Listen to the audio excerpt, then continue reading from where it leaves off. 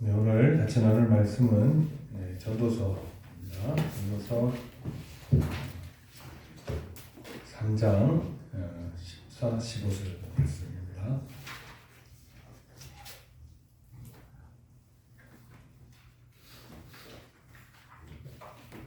제가 봉독해 드리겠습니다. 하나님께서 행하시는 모든 것은 영원히 있을 것이라. 그 위에 더할 수도 없고 그곳에서 덜할 수도 없나니 하나님이 이같이 행하심은 사람들이 그의 앞에서 경외하게 하려 하심인 줄 내가 알았도다.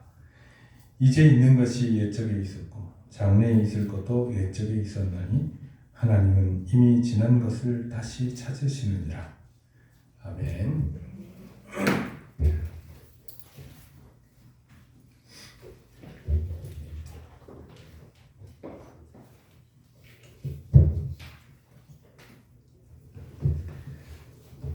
우리가 이 전도서를 이렇게 같이 나누기 시작한 지가 한 달도 넘었고, 처음에 이제 우리가 허물을 얘기하니까 허물은 우리가 무슨 철학자도 아니고 그런데 이런 걸 우리가 알아야 되나 이런 생각을 이제 하셨을 수도 있습니다. 예. 그런데 우리가 조금 지나고 나니까 그게 이제 큰 그림으로 볼 때 인간의 삶을 나타내는 것이었구나 하는 것을 이제 알게 되는 것이죠. 그러니까 전도서는 가장 그 현실적인 성경 중에 하나입니다. 현실적. 우리의 삶과 직결되는 삶이죠. 말이 좀 거창해서 그렇지 우리가 바로 그 굴레 안에 살고 또 그 상황 속에서 우리의 삶을 이끌어 나가는 것이다. 그 말이죠. 그래서 저도 이제 이쯤에서 마칠까 하다가 끝까지 한번 가보기로 했습니다. 하나님께서 우리의 삶의 정황들을 다시 한번 정리하게 하실 것이고 또 우리가 살아가는 삶에 있어서 신앙이라고 하는 것이 어떤 의미를 갖는지에 대해서 우리가 다시금 또 일깨워 주실 것이라고 믿고 그렇게 하기로 했습니다. 자, 여러분, 그러니까 전도서 이야기를 한번 다시 정리해 보겠습니다. 짧게. 먼저 1장 첫 부분에는 전도서의 서론에 해당하는 부분으로 절대적인 허물을 얘기하죠. 그래서 헛되고 헛되며 헛되고 헛되니 모든 것이 헛되다 이렇게 얘기를 합니다. 근데 여러분이나 저나 허무주의자는 아니죠. 그런데 허무주의자가 아니라고 해서 허무가 우리를 비껴가는 것은 아니다 하는 것입니다. 하나님이 없는, 하나님을 인정하지 않는 삶에 결국은 허망하고 허무로 끝나게 된다라고 하는 것입니다. 그래서 이 허무 아래 있는 세상에서 만물은 쉼없이 분주하게 돌아가고 하지만 피곤할 뿐이고 뭔가 새로운 것을 만들어낼 수 없다라고 하는 것을 이 전도서는 얘기하고 있습니다. 자, 그 다음에 이제 1장 12절에서 18절 두 번째 단락에서는 지식의 한계를 얘기합니다. 그 인간이 그 삶을 향상시키고 또 인간의 지성을 개발하기 위해서 우리가 사용하는 이 지식이라고 하는 것이 있는데 이 지식이 한계가 있다라고 얘기합니다. 세상의 지식은 한없이 왜곡되어 있고 또 속이 비어 있어서 그 실체를 드러낼 수 없다라고 하는 것입니다. 그래서 이 전도서 1장 15절 말씀을 우리가 묵상해 보면 굉장히 우리의 삶에 큰 어떤 좌표를 그려줄 수 있는 것이 뭐냐면 여기 이제 구부러진 것을 곱게 할 수 없고 모자란 것을 셀 수 없다 그랬거든요. 그러니까 우리가 이 세상을 이끌어 나가는 어떤 지식, 특히 요즘 지식이라는 말을 많이 쓰죠. 근데 이 지식이라고 하는 것이 과연 올바르고 올곧은 길로 또 사람을 행복하게 하고 궁극적인 문제를 해결하는 길로 인도할 수 있겠느냐라고 할 때 전도서는 구부러진 것이다. 그리고 그걸 곱게 할 수 없다. 항상 끝은 잘못된 길로 간다라고 하는 것이고 또 그 내용이라고 하는 것이 비어 있어서 텅 비어 있어 가지고는 뭔가를 우리에게 실제로 줄 수 없다. 실제적인 것을 줄 수 없다라고 얘기를 하는 것입니다. 성령께서 이제 전도자를 통해 우리에게 주신 말씀이니까 우리가 이제 사실은 이 인간이 살고 있는 세상의 지식을 신뢰하는 것이 어느 정도 신뢰감을 가질 수 있느냐라고 할 때 성경은 분명하게 이렇게 말하고 있다라고 하는 것이죠. 2장에는 여러분 2장 1절에서 11절까지는 우리가 뛰어넘었습니다. 다음에 한번 하려고 합니다. 근데 이게 쾌락에 대해서 얘기해요. 성공에 대한 쾌락, 문화예술, 성적인 쾌락, 건물을 짓고 자신의 이름을 내는 이제 성취에 대한 모든 즐거움, 이것을 이제 얘기를 하는데 전도자는 끝에 11절에 헛되어 바람을 잡는 것이다. 그렇게 이제 결론을 짓습니다. 이 부분은 이제 다음에 한번 다뤄보도록 하겠습니다. 자, 그 다음 부분 2장 12절에서 26절은 이 세상의 지혜와 수고가 다 허무함을 말하는데 여기서 지혜는 탁월한 것이라고 얘기를 합니다. 그렇지만 이 죽음이 이 한계에 부딪히는 두 가지 상황을 얘기하죠. 하나는 죽음입니다. 죽음. 사람이 일들을 만들어 나가는 핵심에는 지혜가 있는데 그 지혜가 그 당대에는 성공을 했다고 해도 그것이 죽음 앞에서는 허망하게 무너진다. 자신의 이루는 모든 것들을 가지고 갈 수 없다. 그 다음에 또 하나의 문제는 뭐냐면 그가 남긴 업적이라는 것도 후계자가 과연 의미 있게 이어갈 수 있을지에 대한 아무런 보장이 없다라고 하는 것입니다. 그래서 전도자는 사는 것을 미워했다라고 말을 합니다. 근데 여러분 우리 이제 전도서를 읽어 나가면 이런 말들이 처음에는 과하게 들리지만 우리가 이제 이 상황들을 좀 깊이 살피게 되면 정말 그렇구나. 그러면서 이제 묻는 것이죠. 그럼 나는 뭘 위해 살고 있는 것인가 하는 것이죠. 그래서 전도자는 사는 것을 미워했다고 말하고 있습니다. 그럼에도 하나님께서 하나의 관점을 보여주시는데 해 아래에서의 관점과 해 위에서의 관점을 분별할 수 있는 은혜를 주시면 영원한 것을 바라보면서 살게 되고 결국에는 기뻐하는 자에게는 지혜와 지식과 희락을 주시나 하나님께서 기뻐하시는 자에게는 지식과 희락과 또 지혜를 주시나 죄인들에게는 노고를 주시고 그가 모아서 아끼게 하사 하나님을 기뻐하는 자에게 주게 하신다. 자기가 여기 보면 죄인은 애를 써서 모아놓은 것을 하나님이 하나님을 기뻐하는 자에게 넘겨주게 된다. 그렇게 말합니다. 이것이 하나님의 공이다 라고 하는 것이죠. 여러분 이 이야기와 직접 결부된 하나의 비유가 있었죠. 여러분 그게 뭐냐 하면 부자와 나사로의 비유였습니다. 그래서 이제 그걸 아는 자들은 하나님을 기뻐하게 하시는 그 안에서 하나님을 기뻐하게 하시는 것입니다. 3장에는 우리가 먼저 당겨서 우리가 봤던 내용이 있는데 14가지의 짝이 있었죠. 그래서 사랑할 때와 미워할 때 이런 것이 있었습니다. 전도자는 해 아래에서 일어나는 모든 일에는 정한 때가 있다라고 말합니다. 이 땅에서 출생과 죽음, 기쁨과 슬픔, 또 사람이 아닌 사랑과 미움, 또 얻기도 하고 잃기도 하고 세우기도 하고 허물기도 하는 등 서로 정반대의 것들이 시간의 흐름 속에 공존하고 있다 하는 것입니다. 뿐만 아니라 서로 어울리지 않는, 더 나아가서는 이것이 있으면 저것은 있을 수 없는 일들.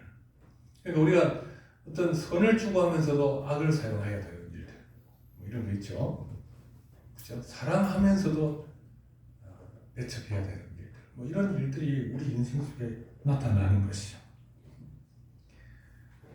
그래서 이것이 있으면 저것이 있을 수 없는 일들까지 인간의 짧은 세월 속에 함께 안배되어 있다는 것입니다. 안배되어 있다는 말은 아름답게 하셨다 하는 말이죠. 그리고 하나님에게 사람에게 영혼을 사모하는 마음을 주셨는데 하나님의 계시를 통해 그 영혼을 향해 나갈 길을 알게 하심으로써 말하자면 이 모든 인간들이 처해 있는 허무, 그 허무를 극복할 수 있는 가능성을 여러분을 보여주시는 것이다. 그 말이죠. 네.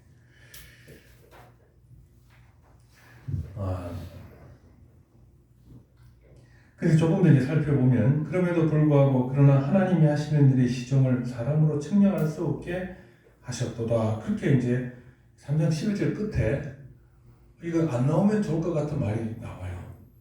영혼을 사모하는 마음을 주셨고 때를 따라 아름답게 하셨는데 하나님이 하시는 일의 시종을 사람으로 측량할 수 없게 하셨다. 그렇게 말합니다. 자, 이것은 인생과 역사는 참으로 불가해하다는 것을 보여줍니다. 그러니까 다 이해할 수가 없다는 거예요. 전혀 이해할 수 없는 건 아닙니다. 그러나 이 전체 안목으로 봤을 때 참 이해할 수 없는 일들이 너무 많다. 따라서 인생의 이면에 감추인 영원한 의미와 가치를 찾기 위해서 하나님께서는 영혼을 사모하는 마음을 주셨다는 것입니다.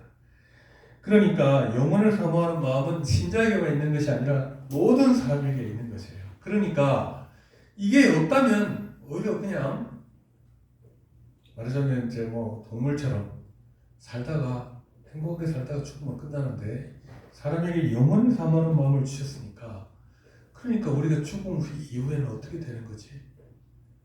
이 세상의 삶이 전부는 아닌 것 같은데 하는 이제 의식이 사람에게 모든 사람에게 있다라고 하는 것입니다.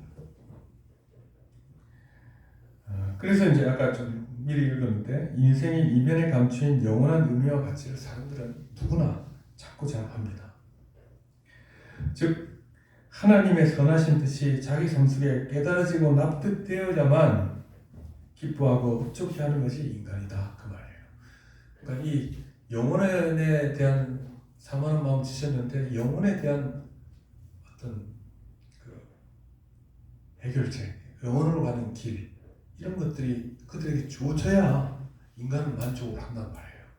그러니까 수많은 종교들이 생겨나는 거예요.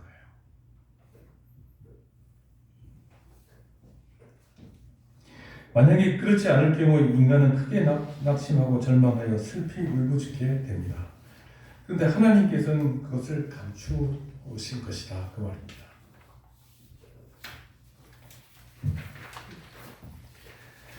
하나님께서 감추셨다는 이것은 하나님께서 사람의 삶의 전무를 알아서 스스로 살아가도록 하지 않으셨다는 것을 말합니다. 하나님께서 어떻게 하셨다고 그랬죠? 삶의 전무를 다 드러내지 않으셨다. 일의 시종을 사람으로 측량할 수 없게 하셨다. 왜 그러냐? 왜 그러냐? 하면 하나님께서 그렇게 하셨기 때문이에요.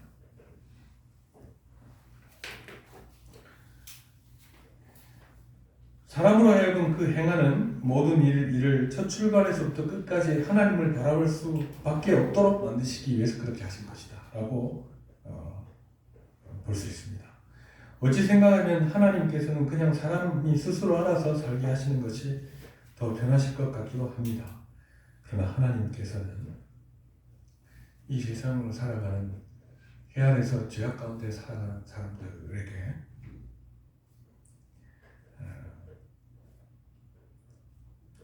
사람이 생각하고 판단하고 결정하고 행하며 살아가는 첫걸음부터 하나님과 함께하기를 바라시는 것입니다. 이게 이제 종교의 문제예요. 신앙의 문제예요. 그러니까 왜 그렇게 하셨나? 사람이 하나님을 의지하면서 살도록 하기 원하시는 겁니다. 하나님께서. 그래서 능력적으로도 사실 모든 걸 알 수는 없어요. 사람이 영원한 것까지 다 알 수는 없죠. 그러나 인생이 일어나는 일들 가운데에서 또 그 안에서 영혼을 추구하면서 살아가는 인간이 갖는 의문에 대해서 주님께서는 의도적으로 그렇게 하셨다는 겁니다. 왜? 하나님을 의지하며 살도록. 그리고 이것은 사람에 대한 하나님의 깊은 애정을 나타내신 것입니다.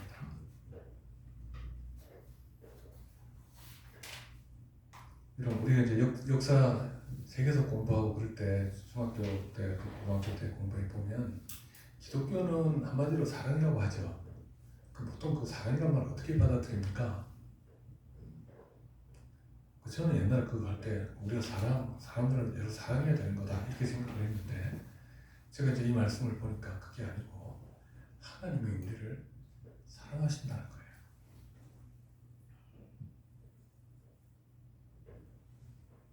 그래서 우리와 같이 동행하기를 원하신다 하는 것입니다. 근데 하나님께서는 모든 일을 사람과 함께 하고자 하시는 반면 사람은 그 악한 욕망을 따라 하나님을 떠나기 원하고 스스로 무언가를 도모하고 하면서 항상 깨고자 합니다. 뭔가를 스스로 해보고자 한다 하는 것입니다. 자, 이런 상황 때문에 사람은 하나님께서 행하시는 시종을 알 수 없는 가운데 일반적인 사람들은 하나님을 알지 못하는 자들은 하나님께서 도무지 무슨 뜻과 목적으로 어떻게 행하시는지 어떻게 결말을 지으실 것인지를 알지 못하고 그냥 수고하고 얻은 것을 기뻐하며 즐기며 사는 것 외에 다른 방법이 없다라고 결론 짓게 하신다는 겁니다.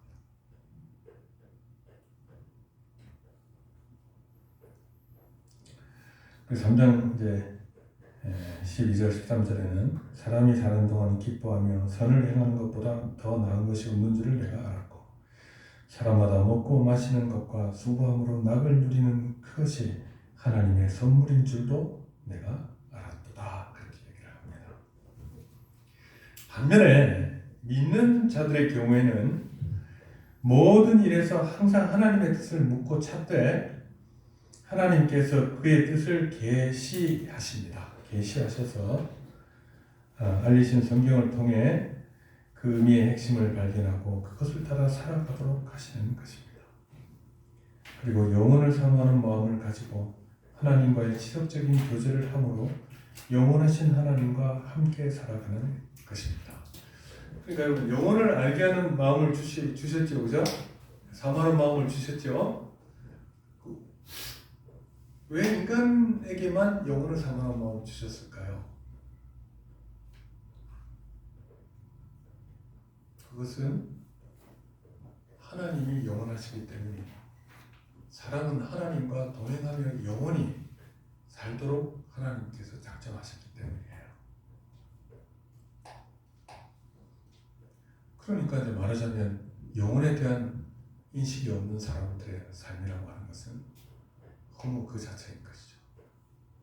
그를 만드신 삶의 목적이 부합되는 삶을 살아갈 수 없게 된다. 그 말입니다. 그럼 이제 우리는 생각해 보면 우리의 삶이라고 우리의 기독교 신앙이라고 하는 것, 교회 나와서 우리가 신앙생활을 하는 것이 이 세상에 있는 것만을 위해 사는 것은 아니죠. 그러면 우리는 그 눈에 보이니까 거기에 한정시키려고 생각하는 경우가 많고 또 어려움이 닥치면 세상 사람들과 똑같이 낙심하고 불평하고 그렇게 한다는 말이에요. 그거 왜 그러냐? 이제 우리의 신앙이 이 영혼을 바라보는 마음 속에서 영원히 하나님과 교제하는 삶이 우리에게 주어졌고 약속되어졌다는 사실을 망각하기 때문에 일어나는 일이다 하는 것입니다. 할렐루야. 그렇죠, 여러분? 우리 영원히 살 거예요. 영원히. 그 믿음이 있으십니까? 없으십니까? 있습니다. 여러분 그 신앙 고백을 하시죠. 그거. 네. 사도신경 맨 끝에 보면 영원히 사는 것을 믿사옵나이다 이렇게 하죠. 신앙이라고 하는 것이 이런 측면에서 보면 굉장히 간단한 거예요. 그렇죠? 하나님께서 영혼을 사모하는 마음을 주셨고 또 영원한 사모하는 마음 속에 있는 눈에 보이는 현실 속의 의문들을 말씀을 통해서 깨닫게 하심으로 이 세상에 살면서부터 하나님과 영혼을 살게 하신다. 하나님을 바라보며 살게 하신다. 그게 이제 신앙이라는 거죠. 자, 그 다음에 여기 보면 그 전도서 15절 말씀이 3장 14, 15절 말씀인데 같이 한번 읽어보십시다. 자, 시작. 하나님께서 행하시는 모든 것은 영원히 있을 것이라. 그 위에 더할 수도 없고 그곳에서 덜할 수도 없나니 이제 있는 것이 옛적에 있었고 장래에 있을 것도 옛적에 있었나니 하나님은 이미 지난 것을 다시 찾으시느니라. 그랬습니다. 자, 여기서 다시 한번 영혼에 대한 얘기가 나오죠, 여러분. 이 단락은 이 구절은 이 단락의 핵심 구절인데 이 단락은 3장 전체를 말하는 것입니다. 사실은 하나님께서 행하시는 모든 것은 영원히 있을 것이라. 영원이란 말 우리가 좀 많이 듣게 되죠. 이번에 영원히 있을 것이다. 여기서 우리는 하나님께서 우리의 모든 일을 때를 따라 아름답게 하셨다는 말의 의미를 발견합니다. 우리는 과거에 대해 아무것도 더할 수 없고 또 아무것도 빼지 못합니다. 마찬가지로 미래에 대해서도 아무것도 더할 수 없을 뿐만 아니라 아무것도 빼지 못합니다. 하나님께서 다스리시는 세상의 일은 하나님께서 배열하신 대로 이루어집니다. 하나님이 행하기를 원하시는 일은 반드시 이루어지고 사람이 아무리 애를 써도 그 길을 바꾸지 못한다라고 하는 것이죠. 그러니까 하나님께서 때를 따라 아름답게 하셨다는 말은 우리 인생 속에 각가지 상황들을 배열해 놓으셨다는 얘기죠. 근데 그걸 사실은 우리가 바꿀 수 있냐라고 할 때 우리는 자유의지인데 바꿀 수 있죠. 그죠? 그렇게 생각합니다만 결과적으로는 하나님의 작정하신 뜻대로 되는 것이다. 우리를 향한 하나님의 그런 간섭이 있다는 거예요. 섭리가 있다는 거예요. 그걸 바꿀 수 없게 하시는 하나님의 뜻이 있다는 거예요. 여기서 그 위에 더할 수도 없고 그곳에서 덜할 수도 없나니라는 말도 이런 것인데, 그러니까 하나님의 사역의 지속성, 완전성, 영원성을 말합니다. 즉 하나님께서 행하시는 일은 절대적이어서 누구도 더하거나 감할 수 없다라고 하는 것입니다. 그럼 여러분 하나님께서 택하에 부르셨다고 하면 여러분이 지옥 갈 가능성이 있을까요? 없을까요? 그건 없는 것이에요. 하나님의 섭리 가운데. 이것은 하나님께서는 자신이 원하시는 대로 역사하신다는 것이기 때문에 하나님의 주권 또는 주권적 역사라고 말하는 것입니다. 또한 전도자는 하나님의 모든 사역은 영원히 계속될 것이라고 합니다. 여기서 모든이 의미하는 것은 하나도 예외가 없이. 그러니까 하나님의 역사는 우리 인생의 범위 안에서만 이루어지는 게 아니고 하나님의 역사는 영원에서부터 영원까지 이렇게 있어요.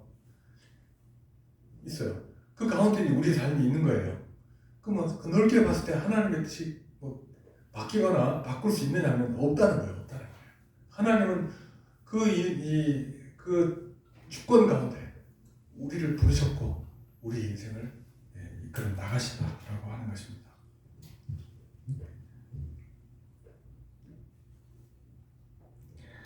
자, 이것은 인간이 행하는 모든 일이 불완전하고 일시적이라는 사실과 대조됩니다. 그러므로 인간에게 주신 행복과 유익을 항구적으로 누릴 수 있는 근거가 인간에게는 없다는 것이죠. 바꿀 수도 없고 또 거기서 벗어날 수도 없는 것이니까. 왜냐하면 오직 하나님만이 모든 것들의 끝을 아시고 그것을 성취하시기 때문입니다. 그러니까 여기서 우리는 로봇이나 마찬가지야 이렇게 생각할 게 아니라 하나님의 크신 경륜 속에 우리가 있다라고 하면 우리는 마음에 평안을 누릴 수 있는 것이죠.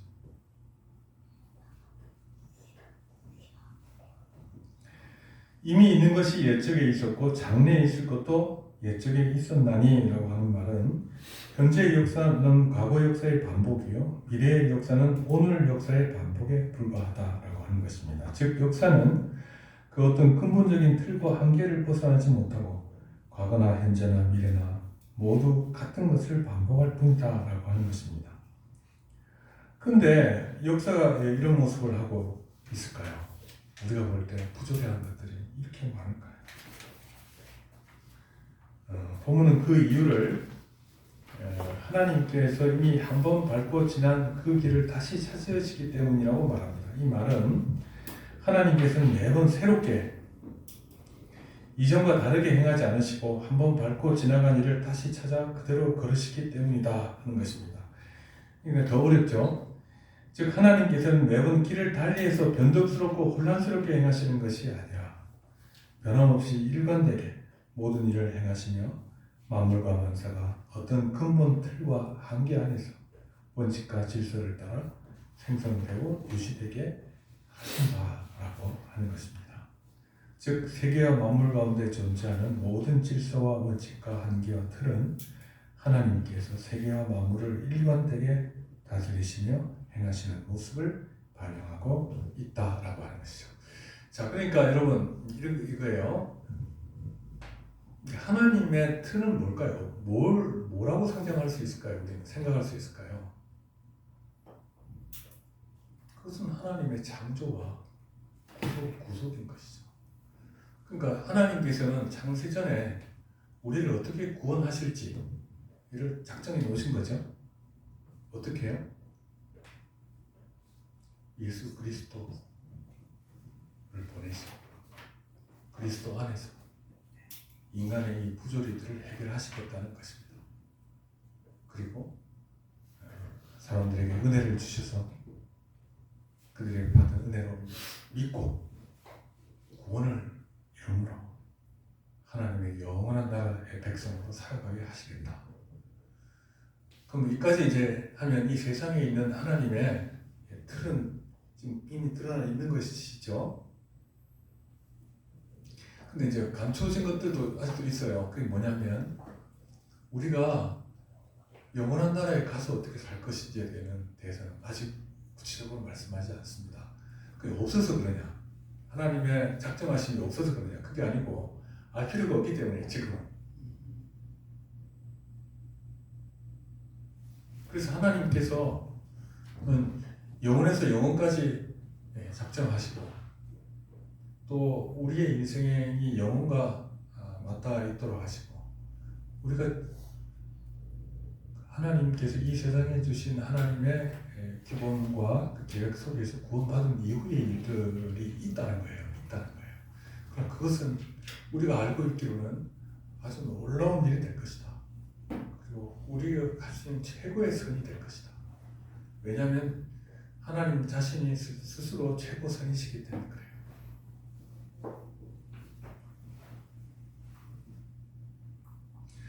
그래서 하나님께서는 이 세상의 부조리한 일들을 한꺼번에 제거해버리지 않으신다는 거예요.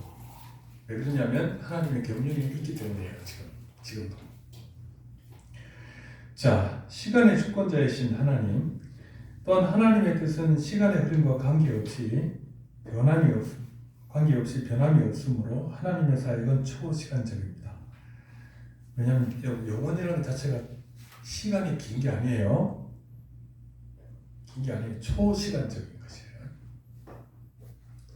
따라서 과거, 지금, 장래라는 표현은 인간의 시간적 한계 속에서만 의미를 가집니다. 인간은 한순간 있었다가 없어지는 시간 속에 살고 있는 유한한 존재입니다. 따라서 인간의 눈에는 과거나 현재나 미래가 다른 것처럼 보입니다. 그러나 영원하신 하나님의 통시적 시각에서는 다 같이 현재일 뿐이다.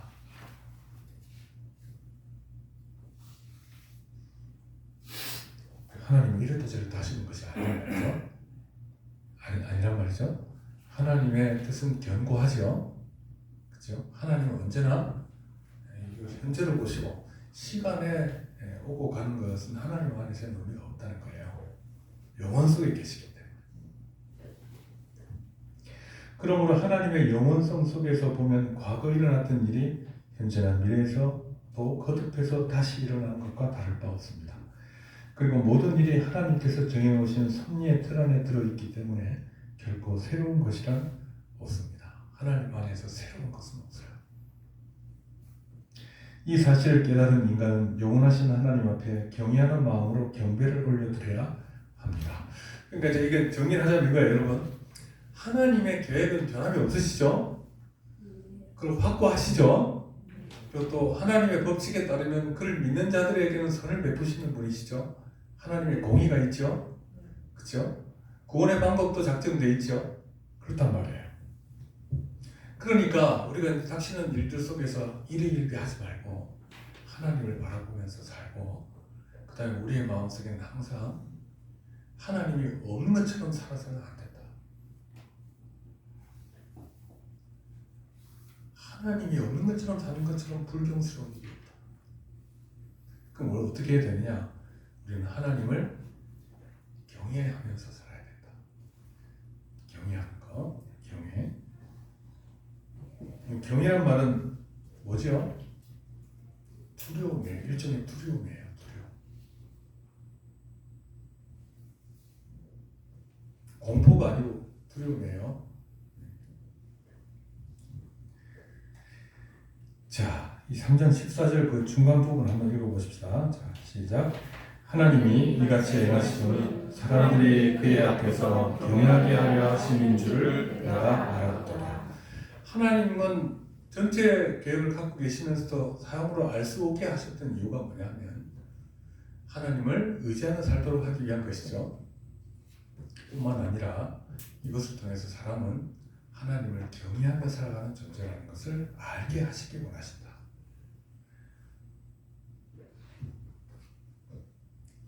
자, 하나님이 이같이 행하시면 사람들이 그의 앞에서 경외하게 하려 하시는 줄을 내가 알았도다. 그렇게 말했는데 이것은 바로 하나님께서 때를 정하신 이유입니다.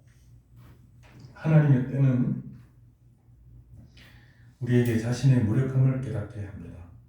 우리는 때를 주관하지 못합니다. 하나님의 때는 우리에게 자신이 하나님께 완전히 의존해야 하는 존재라는 사실을 깨닫게 합니다. 우리는 하나님의 때를 알지 못합니다. 자신의 무력감과 의존성을 알 때 우리는 하나님을 경외하게 됩니다. 그러니까 여러분, 이 힘든 세상에 우리는 고아처럼 내버려진 것이 아니죠. 그렇죠? 그래서 이 상황 속에 하나님께서 우리에게 믿음을 주셨으니 이 믿음을 가지고 하나님을 묵상해 보니 우리의 삶은 그야말로 안전한 것이구나, 허무하지 않구나 하는 걸 알게 되죠. 알게 되죠. 그러면 근데 우리가 모든 걸 다 알 수 없잖아요. 공포에 있을 때도 있죠. 절망할 때도 있죠. 그럴 때마다 우리는 뭘 생각해야 돼요? 하나님. 그래서 이 하나님을 생각할 때 어떻게 해야 되는 것이죠? 하나님을 어미로우신 분, 영원하신 하나님으로 경외해야 된다. 그게 인간의 본분이에요.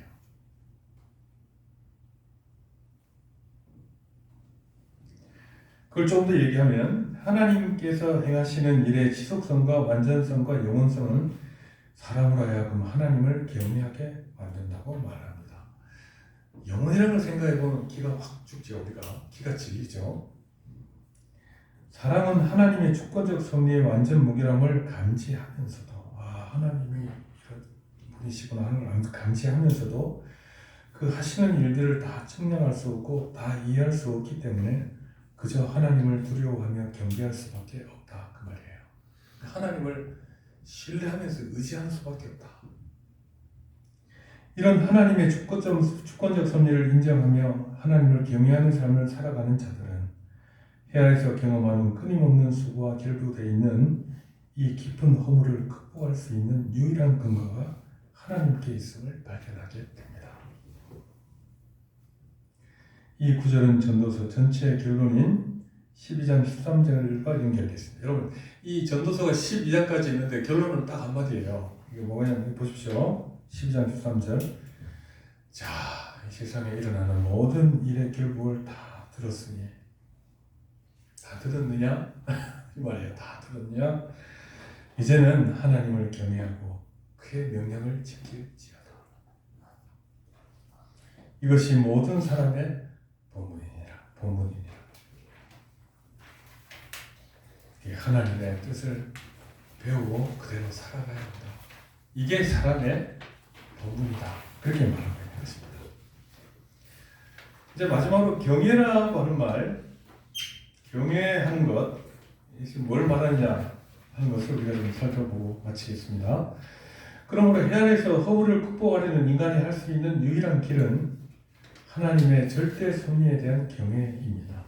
경외란 말은 기본적으로 존경과 사랑을 기초로 하는 두렵고 떨리는 마음입니다. 여러분 이거 있잖아요. 예를 들어서 여러분이 굉장히 존경하는 분을 이렇게 만나기로 했어요.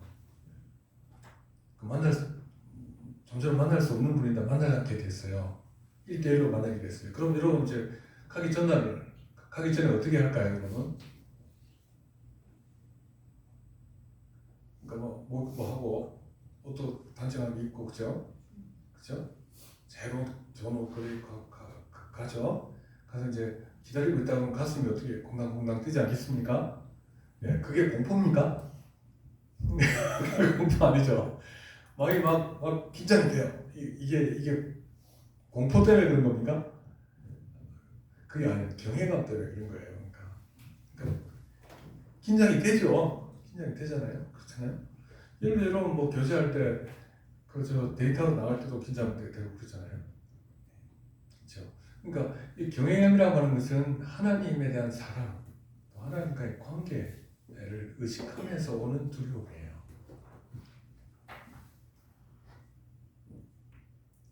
자, 성경에서 경외라는 말이 언제 처음 나올까요? 언제 처음 나오냐면 이삭을 바치려는 시험을 통과한 아브라함에게 주의 천사 하나님께서 나타나셔서 하시는 말씀이 나타납니다. 창세기 22장 12절에 내가 이제야 네가 하나님을 경외하는 줄을 아노라 그렇게 말합니다. 뭘 했죠? 자기 아들을 제물로 바치려고 했어요. 그렇죠? 그러니까 막 칼을 정말 잡으려고 하니까 아브라함아 하면서 그만 멈춰라 이렇게 하시잖아요. 그러고 나서 뭐라고 하시냐면 이제야 네가 나를 경외하는 줄을 알겠다 그래 하시는 겁니다. 따라서 하나님을 경외하는 태도는 하나님의 말씀에 대해 전적으로 복종하는 것입니다. 무작정 복종하는 게 아니고 하나님을 아는 지식이 있어야겠죠, 그죠? 그 다음에 하나님을 신뢰해야 되겠죠. 그걸 가지고 하나님 앞에 복종하는 것이에요. 왜냐하면 다 이해하기 힘든 하나님의 계획에 대해 인간이 마땅히 취하게 되는 반응은 두려움과 존경과 겸손한 복종이기 때문입니다. 복종. 지혜서에서는 우리 전도서 비롯해서 잠언, 욥기 이런 걸 말하죠. 구약성경 지혜서에서 경외라는 말은 이런 개념으로 이해를 합니다. 하나님과 인간 사이의 거리를 전제하는 개념을 봅니다. 즉 하나님께서는 창조주이시고 인간은 피조물이라는 인식입니다. 여기서도 하나님을 경외한다는 것은 하나님의 하나님 되심을 인정하고 인간 자신의 제한성을 받아들이는 것이라고 할 수 있습니다. 그렇죠? 예, 하나님은 하나님이세요. 인간이 아니세요. 그렇죠? 예, 우리는 그의 피조물인 존재일 뿐이다. 근데 하나님께서 우리를 사랑하신다.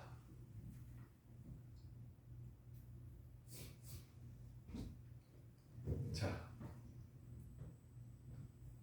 근데 이 경외감이라고 하는 것이 사실 참된 신앙으로 나가는 길을 열어주는 겁니다. 하나님에 대한 경외감을 모르는 사람은 신앙에 굉장히 좀 위태로운 사람이에요. 자, 우리가 하나님을 경외하지 않는 이유가 있는데 우리는 이따금 하나님을 뵐 때 마치 하나님이 친구에 지내지 않는 듯이 말합니다. 또 이따금 우리는 하나님을 조종하려 들기까지 합니다. 왜 그럴까요? 그것은 하나님은 눈에 보이지 않기 때문이라고 할 수 있습니다. 전도자는 우리가 하나님을 경외하지 못한다는 사실을 알기 때문에 우리에게 우리 주변에 보이는 창조 세계에서 하나님의 손길을 생각해 보라고 촉구합니다. 예를 들어서 여러분 오늘 비 오잖아요. 가는데 바로 옆에 번개가 딱 이렇게 쳐가지고 말이죠. 신호등이 막푹 꺾여버렸어. 그러면 여러분 바로 옆에서 일어났어요. 여러분 어떻게 해요 보통? 아이고 이거 죽을 뻔했다. 나 죽는 줄 알았다. 이 깜짝이야 정도가 아니에요. 그렇잖아요. 빠방 이렇게 치면 바로 옆에 있던 사람이 맞아 죽었다. 그러면 엄청난 공포감을 느끼지 않겠어요? 루터가 그랬잖아요. 루터의 핵심 이야기를 보면 친구랑 같이 도박하러 가려고 가다가 그 친구가 벼락 맞아 죽었어요. 그래서 루터가 바로 꿀앉아가지고 나는 수도사가 되겠습니다. 작정을 했어요. 그 중요한 경험이었을 거예요. 얼마나 무서웠을까요?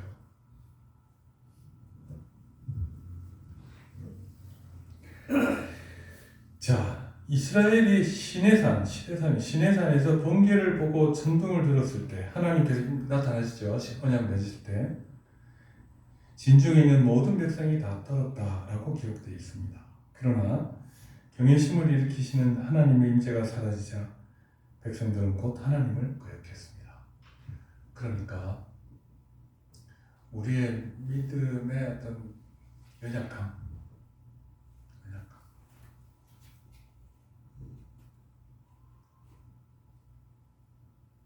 하나님께서는 번개불로 우리를 내리치지 않으셔도 하나님은 전능하신 분이시고 엄청난 권세와 위엄을 가지신 분이 맞아요. 근데 우리는요, 번개만 안 치면 하나님을 가볍게 여기며 삽니다.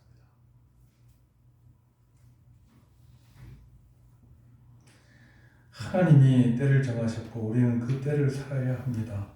하나님이 우리가 태어날 때와 죽을 때를 정하셨습니다. 우리 언제 죽을지 하나님은 정하셨어요. 여러분, 그 사이에 모든 적절한 때를 정하셨습니다. 바꾸어 말하면 하나님은 주관하시며 우리는 완전히 그분께 의존하는 존재다라는 것입니다.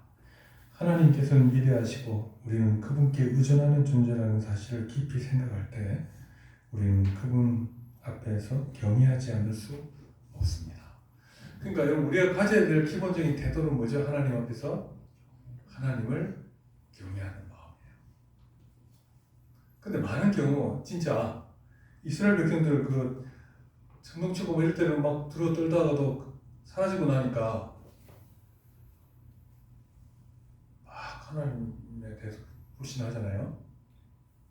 근데 난 그분들 대단하다고 생각해요. 왜 그러냐면 천둥번개가 없어져도 자기들 앞에 구름 기둥도 불 기둥도 있는데 그러고 있어요. 대단한 불신앙이에요. 우리도 못지않은 불신앙이에요. 못지않아, 그렇죠? 네. 예. 그러면 안 되겠죠, 그렇죠? 네. 자, 하나님을 경외하는 삶. 예수님께서도 하나님을 경외하라고 가르치셨습니다. 자, 무슨 말씀이에요? 몸은 죽여도 영혼은 능히 죽이지 못하는 자들을 두려워하지 말고 오직 몸과 영혼을 능히 지옥에 멸하실 수 있는 이를 두려워하라. 그렇게 말씀하셨어요. 예수님은 우리에게 하나님을 하늘에 계신 우리 아버지라고 부르라고 하셨습니다. 그냥 아버지가 아니고 하늘에 계신 우리 아버지. 우리는 땅에 있고 하나님은 하늘에 계십니다. 이것은 하나님께서 피조물 흘린 우리와 다르다는 뜻입니다. 하나님은 무한하시고 우리는 유한합니다. 그러니 하나님을 경외해야 되죠. 반대로 우리에게 그게 얼마나 큰 힘입니까? 어려운 일이 닥칠 때 하나님 못하실 게 없잖아요. 능력이 부족하지 않으시잖아요. 그러니까 하나님 뜻에 따라 구하면 들어주신다고 약속도 하셨죠. 하나님께서는 모든 권세를 가지셨고 우리는 그분의 백성입니다. 그러므로 하나님께서는 때를 주관하시고 우리는 그 때에 따라 살아갑니다. 하나님께 나아가는 길은 오직 하나뿐입니다. 곧 하나님을 경외함으로써 나아가는 것입니다. 히브리서에는 그러므로 우리가 흔들리지 않는 나라를 받았은즉 은혜를 받자. 이로 말미암아 경건함과 두려움으로 하나님을 기쁘시게 섬길지니 또는 감사하자. 우리 하나님은 소멸하는 불이시니라. 소멸하는 불이시라는 심판하시는 분이라는 얘기죠. 그래서 우리가 은혜를 받자. 이로 말미암아 어떻게 하자고요? 경건함과 두려움으로 하나님을 기쁘게 섬길지니. 그러니까 이건 경건함과 두려움이 있죠, 그죠? 이게 공경과 경외랑 같은 의미입니다. 같은 의미. 이 두려움이라는 게 경외예요. 그러니까 하나님을 사랑하고 하나님을 경외해야 돼요. 두려워하는 것이에요. 그래서 여러분, 우리의 삶이 하나님을 경외하지 않는 사람은요, 막 살아요. 막 살게 돼 있어요. 그거 무지하죠. 왜냐하면 이 세상의 허물을 모르니까, 못 느끼니까. 그러나 이 세상의 문제를 아는 사람은 하나님을 붙들고 산다는 겁니다. 우리 이제 살다 보면 여러 가지 걱정을 하는데 보면 좀 걱정들이 되는 일들이 있죠. 근데 어느 순간 가만히 생각해 보면 우리의 걱정 속에 하나님에 대한 고려가 없어. 내가 다 걱정하는 거야. 내가 다 해결해야 될 문제를 보는 거예요. 그렇지 않죠? 신자는 그렇게 살면 안 되는 거죠. 네, 그렇습니다. 근데 여러분, 삶이 이제 어렵고 힘들더라도 하나님을 의뢰하고 또 기도하라고 하셨으니까 기도하고, 그러면서 하나님과 동행하는 삶을 살아가야 합니다. 그리고 영원까지 우리가 살아야 하니까 하나님을 알아가는 것에 힘써야 한다라고 하는 것입니다. 네, 기도하겠습니다. 하나님 아버지, 주님께서 우리에게 정말 우리의 한계를